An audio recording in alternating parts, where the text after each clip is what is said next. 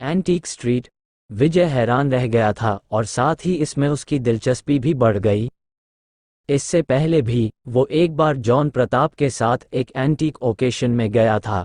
वहां किस्मत से उसे बहुत सी दुर्लभ चीजें मिल गई थी, लेकिन वो बस एक छोटी सी प्राचीन दुकान थी जो गुड़गांव सिटी में ही मौजूद थी।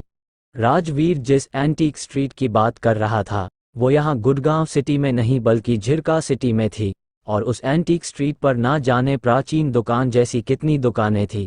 हो सकता है कि उसे वहां और भी दुर्लभ चीजें मिल जाएं। ठीक है, मैं आ रहा हूं, विजय ने कहा और कॉल कट करके मेन एंट्रेंस की ओर चला गया। एंट्रेंस पर उसने देखा कि राजवीर की कार कुछ ही दूर खड़ी थी। राजवीर ने कार की विंडो से अपना सिर बाहर निकाला हुआ था और यूनिवर्सिटी की लड़कियों को बुरी तरह से ताड़ रहा था।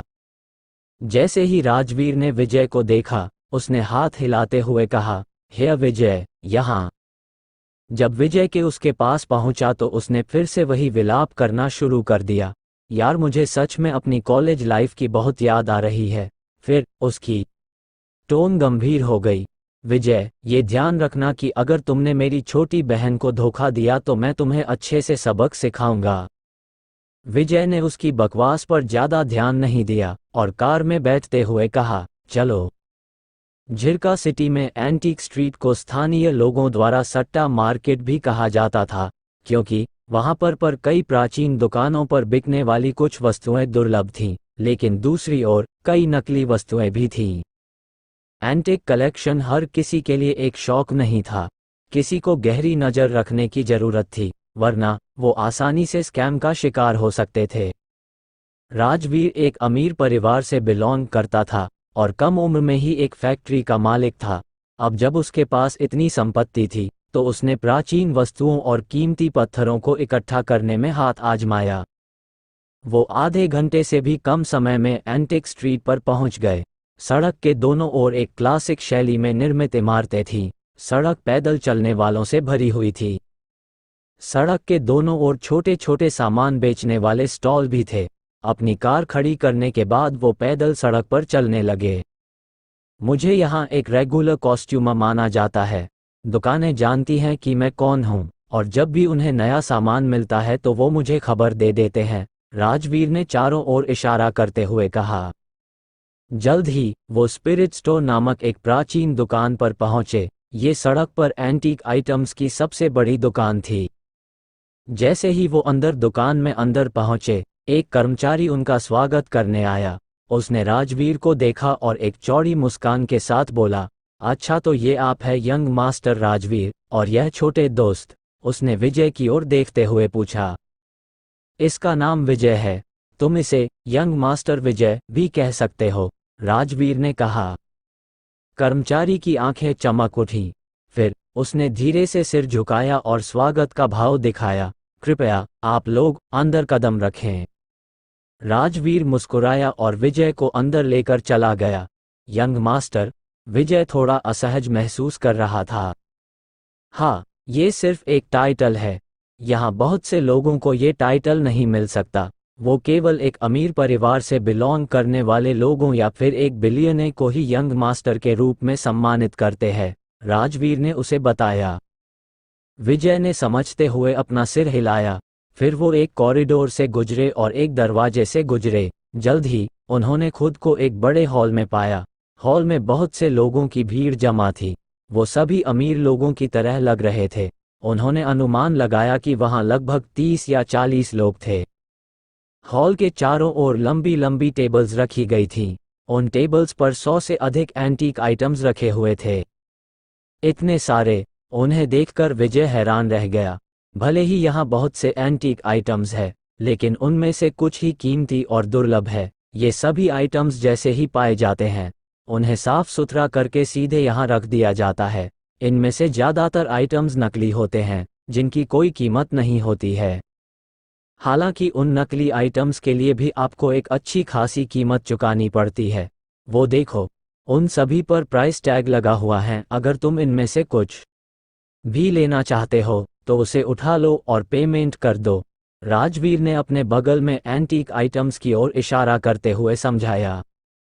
अगर एक ही आइटम कई लोग लेना चाहते हैं तो उन्हें इसके लिए बोली लगानी होगी। विजय ने समझते हुए सिर हिलाया। जब वो दोनों इधर उधर घूम रहे थे, कई लोगों ने उन्हें देखा। ओह, तो यंग मास्टर राजवीर भी यहाँ है। एक छोटा अधेड़ उम्र का आदमी अपने मोटे पेट के साथ उनकी ओर बढ़ रहा था। वो लगभग 40 साल का होगा। उसका चेहरा गोल और भद्दा था। हालांकि वो बहुत अमीर लग रहा था, क्योंकि उसने अपनी कलाई और गर्दन पर जेड के सामान पहने हुए थे। ये कमीना भी यहाँ है, राजवीर ने गुस्से में बड़बड़ाते हुए कहा। कौन है वो? विजय ने उत्सुकता से पूछा। उसका नाम धवल कुलकर्णी है और उसे मास्टर धवल कहते हैं।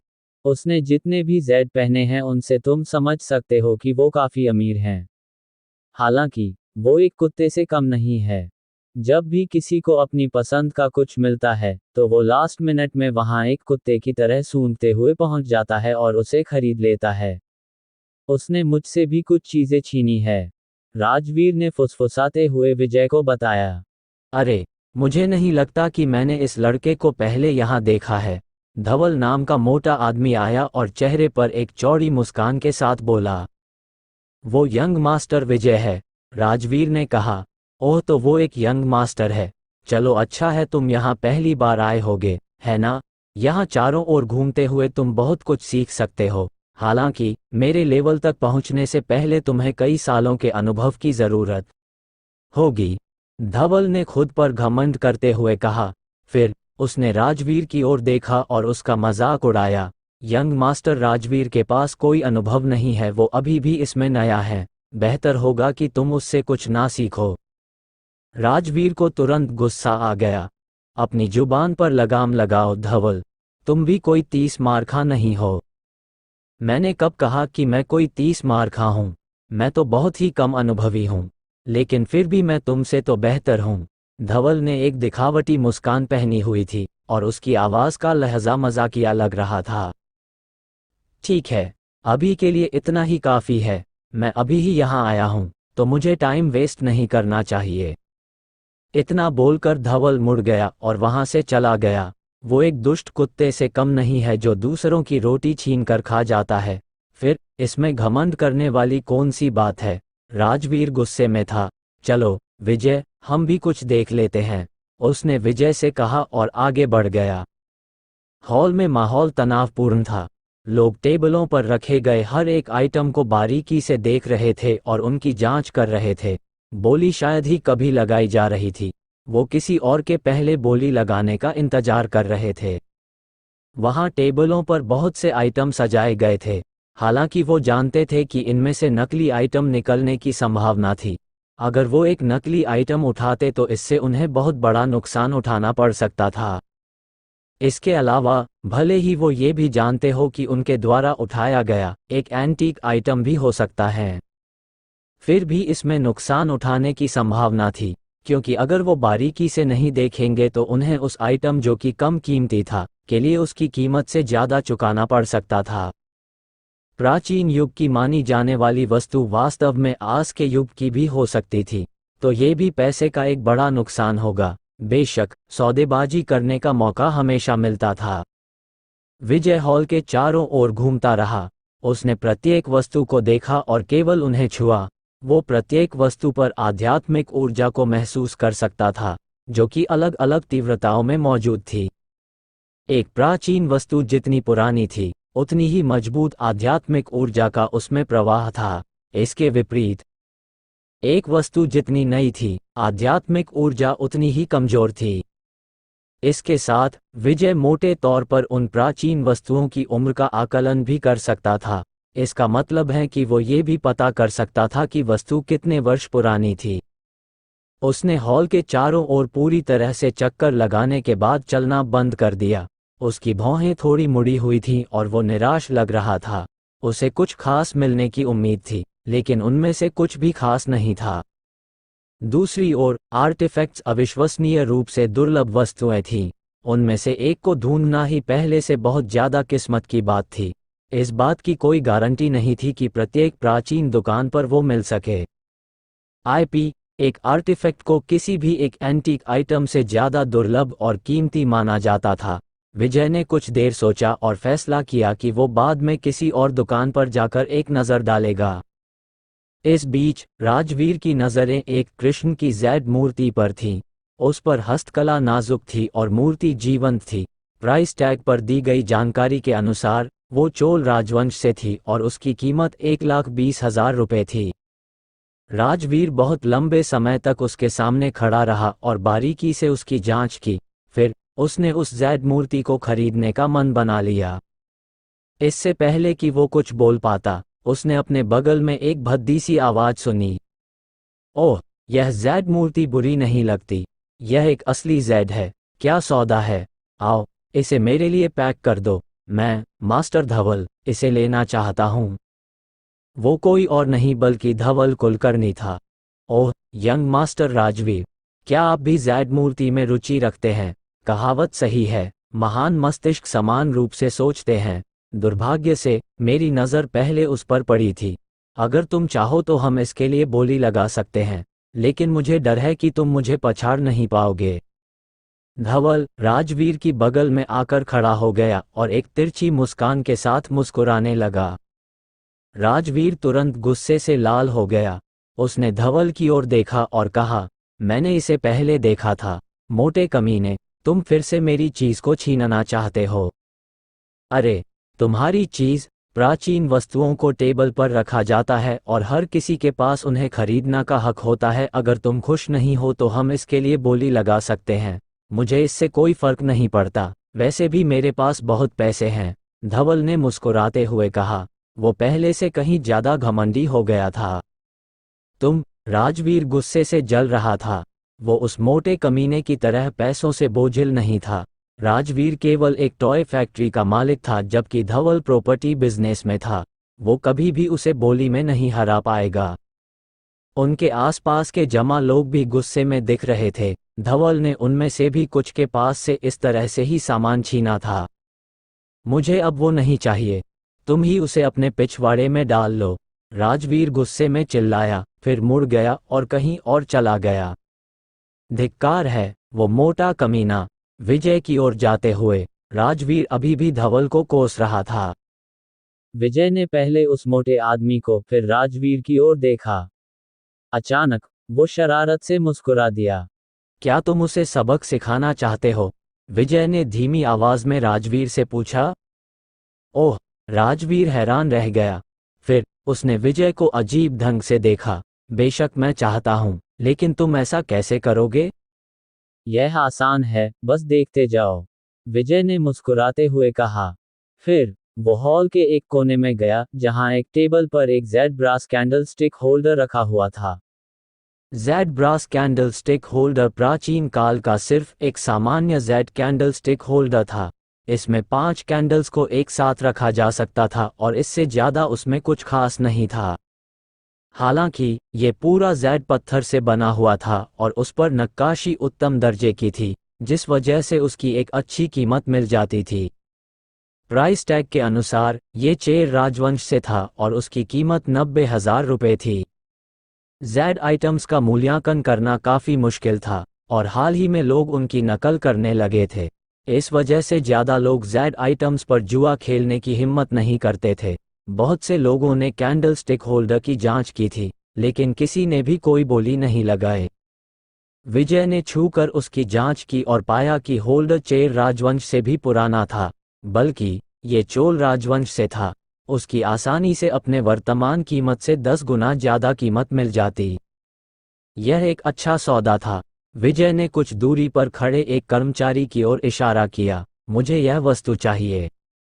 उसकी आवाज़ ने आसपास के कई लोगों का ध्यान आकर्षित किया। उन्होंने मुड़कर लड़के की ओर देखा। वो तो यंग मास्टर राजवीर के साथ आया था ना? वो अभी भी बहुत यंग है। मानना पड़ेगा, लड़के में हिम्मत तो है। उसने पहली वस्तु ही एक जेड एंटीक चुनी है। इसे हिम्मत नहीं, बल्कि बेवकूफ़ी कहते हैं। हा हा हा। विजय के बारे में चर्चा करते हुए फिर वो सभी हंस पड़े। उन्होंने सोचा कि अभी वो यंग है और उसका खून गर्म है, तभी उसने एक जेड एंटीक चुना। धवल ने उसकी ओर देखा और मुस्कुराया। उसे उस जेड होल्डर को छीनने में कोई दिलचस्पी नहीं थी। वो सिर्फ कुछ रेगुलर लोगों का पीछा करता था, और यही कारण था कि वो सौदे छीनने में इतना क्रूर था। उसकी नज़रों में विजय एक नौसिखिया था। अगर वो उससे सौदा छीन लेता है तो उसे नुकसान होगा। वो सिर्फ एक मूर्ख है। धवल बड़बड़ाया, फिर दूसरे लोगों की ओर देखने के लिए मुड़ गया। राजवीर विजय के पास आया और चिंता से कहा, तुम क्या कर रहे हो विजय? बेशक ज़ैड खरीद रहा हूं। यह ज़ैड होल्डर बुरा नहीं है। विजय ने बात करते हुए अपने पर्स से अपना डेबिट कार्ड निकाला। उसने कार्ड को कर्मचारी को पकड़ा दिया, जिसने तुरंत उसे स्वाइप कर लिया। ये हो गया। यंग मास्टर विजय, क्या मैं आपके लिए इस ज़ैड होल्डर को पैक कर दूं? उस कर्मचारी ने विजय को कार्ड वापस पकड़ा दिया। वो अब विजय के प्रति पहले से कहीं ज़्यादा सम्मानपूर्वक लग रहा था। उस कार्ड को देख वो बता सकता था कि विजय एक बहुत इम्पोर्टेंट गेस्ट है। विजय ने कार्ड लिया और उससे पूछा, क्या तुम यहाँ किसी ज़ैड एक्सपर्ट को जानते हो? इस पर कर्मचारी हैरान रह गया। यंग मास्टर, क्या आपका मतलब है? हाँ, मुझे एक ज़ैड एक्सपर्ट की तलाश है जो मेरे लिए इस ज़ैड होल्डर की जांच कर सके। मुझे लगता है कि इस ज़ैड होल्डर के ओरिजिन ईयर में कोई समस्या हो सकती है, विजय ने मुस्कुराते हुए कहा। ये सुनकर सभी दंग रह गए, और इसके बाद वो सभी खिलखिलाकर हंस पड़े। क्या मजाक है? वो सिर्फ एक नौसिखिया है, और उसे स्पिरिट स्टोर की जांच पर भरोसा नहीं है? उसे क्या मालूम होगा? क्या वो सच में इतना बेवकूफ़ है कि वो इसके लिए एक ज़ैड एक्सपर्ट ढूंढना चाहता है? इससे केवल उसका पैसा और ज़ैड एक्सपर्ट का समय बर्बाद होगा। उन्होंने मोटे तौर पर अनुमान लगाया कि कोई भी ज़ैड एक्सपर्ट इसके लिए नहीं मानेगा। मुझे लगता है कि यह थोड़ा मुश्किल है, यंग मास्टर, कर्मचारी ने कुछ कठिनाई से कहा। ज़ैड एक्सपर्ट को सिर्फ पैसे से मतलब होता है ना? मैं 1 लाख रुपए देने को तैयार हूं। तुम्हें क्या लगता है इतना काफ़ी होगा? विजय ने शांति से कहा। कर्मचारी शब्दों के अभाव में था। हॉल में बाकी लोग भी हैरान लग रहे थे। उस ज़ैड होल्डर की कीमत सिर्फ 80,000 रुपये थी, लेकिन लड़का एक ज़ैड एक्सपर्ट को काम पर रखने के लिए 1 लाख रुपए खर्च कर रहा था। उनकी नज़रों में वो सिर्फ एक घोंचू था, जिसके पास पैसे तो थे, लेकिन दिमाग का अता पता नहीं था। क्या इतना काफ़ी नहीं है? विजय ने फिर से पूछा। कर्मचारी हिचकिचाया, फिर कहा, यंग मास्टर, आप प्लीज़ एक पल रुकें, मैं बॉस से पूछ कर आता हूँ, वो शायद कुछ कर सकते हैं। ठीक है। विजय ने सिर हिलाया। कर्मचारी झुका, फिर दुकान के मालिक को खोजने के लिए दुकान के अंदर चला गया। इससे हॉल में हलचल मच गई थी। हर किसी की नज़र विजय पर ऐसी थी जैसे वो एक दिमाग से पैदल इंसान को देख रहे थे। अगर उसकी जगह कोई और होता तो वो मान सकते थे कि उस ज़ैड होल्डर के बारे में कुछ दिलचस्प होगा, पर उनकी नज़रों में विजय एक एंटीक एक्सपर्ट तो छोड़ो बल्कि एक मूर्ख गधे से भी कम अकल था। घोंचू सिंह, धवल ने बड़बड़ाया, फिर राजवीर से तेज आवाज में चिल्लाते हुए कहा, अरे राजवीर, क्या तुम भी घोंचू हो? क्या तुम्हें अपने दोस्त को सलाह नहीं देनी चाहिए? राजवीर के भाव भी कुछ अजीब थे। उसे भी नहीं पता था कि विजय आखिर क्या कर रहा था और क्या करने की सोच रहा था। वो बस इतना जानता था कि विजय पागल नहीं था, उनकी क्षमताओं की सीमा अथाह थी। तुम मूर्ख नहीं बल्कि चूतिया हो, धवल ने कहा और जोर से हंस पड़ा। नहीं, बल्कि एक साथ 2 चूतिया, हा हा हा, दोनों का भेजा घुटनों में है। तभी 2 लोग हॉल में आए। सामने वाला व्यक्ति 40 के दशक में एक किताबी दिखने वाला व्यक्ति था। उसने एक क्लासिक बिजनेस सूट पहना था और वो ठीक मूड में लग रहा था। वो कोई और नहीं बल्कि स्पिरिट स्टोर का मालिक था। उसके पीछे कर्मचारी चल रहा था। मिस्टर मित्सुहा, सबने हाथ जोड़कर उसका अभिवादन किया। मिस्टर मित्सुहा ने अपने हाथ जोड़कर अभिवादन वापस कर दिया। फिर उसने चारों ओर देखा और उसकी नज़र विजय पर पड़ी। आप ही यंग मास्टर विजय है? मिस्टर मित्सुहा ने हाथ जोड़कर उसका अभिवादन किया। जी, मिस्टर मित्सुहा, विजय ने अभिवादन वापस कर दिया। फिर मिस्टर मित्सुहा ने विजय से ज़ैड होल्डर लिया और उसकी बारीकी से जांच की। कुछ समय रुकने के बाद उसने कहा, ठीक है यंग मास्टर विजय, चूंकि आपको इसकी ओरिजिन ईयर के बारे में संदेह है और आप एक ज़ैड एक्सपर्ट के लिए 1 लाख रुपए देने को तैयार हैं, तो मैं आपकी इच्छा को मना नहीं कर सकता। और एक जेड एक्सपर्ट को इनवाइट करूंगा। इस एंटीक स्ट्रीट पर कई जेड एक्सपर्ट हैं, लेकिन मैं यहाँ के सबसे फेमस जेड एक्सपर्ट मिस्टर आशीष नंदी को इनवाइट करूंगा। प्लीज कुछ देर इंतजार करें। थैंक्स मिस्टर मित्सुहा, विजय ने कहा। अरे, इसका जिक्र मत करो। आप हमारे सम्मानित अतिथि हैं और हम आपकी इच्छाओं को पूरा करने की पूरी कोशिश करेंगे, मिस्टर मित्सुहा ने मुस्कुराते हुए कहा। फिर वो कर्मचारी से बात करने के लिए मुड़ा गया। जल्दी से मिस्टर आशीष नंदी को यहाँ लेकर आओ। हाँ साहब, कर्मचारी ने जवाब दिया, फिर हॉल से बाहर भाग गया। वहां मौजूद हर किसी के चेहरे पर अजीबोगरीब भाव थे। उन्हें उम्मीद नहीं थी कि मिस्टर मित्सुहा एक जेड एक्सपर्ट को सिर्फ इसलिए बुलाएंगे ताकि वो विजय की इच्छाओं को पूरा कर सकें। क्या मजाक है, धवल ने हंसते हुए मजाक में कहा। मुझे नहीं लगता कि इस जेड होल्डर में कुछ गड़बड़ है। वो केवल अपना पैसा बर्बाद कर रहा है।